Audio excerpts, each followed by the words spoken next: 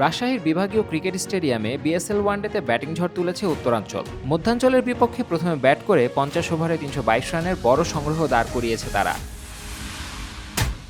এই ইনিংসের সবচেয়ে বড় আকর্ষণ ছিলেন সাব্বির রহমান। নিজ শহরের মাঠে মাত্র 51 বলে খেলেছেন 73 রানের ঝোড়ো ইনিংস।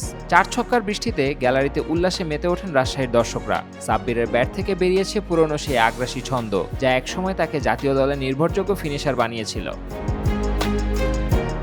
আগের 2 ম্যাচ জিতে উত্তরাঞ্চলের ফাইনাল খেলা অনেকটাই নিশ্চিত। তবে আজকের ম্যাচে আলোচনায় কেন্দ্রবিন্দু সাব্বিরই। দর্শকদের প্রত্যাশা, এই ধারাবাহিক পারফরম্যান্স যেন তাকে আবারও জাতীয় দলের দরজায় নিয়ে যায়। ফর্মে ফিরলে এমন ম্যাচ জয়ী ক্রিকেটারকে বাইরে রাখা কঠিন। নির্বাচকদের নজর যে তার উপর আছে তা বলাই যায়। Sadman Hasan, sports 24 BD.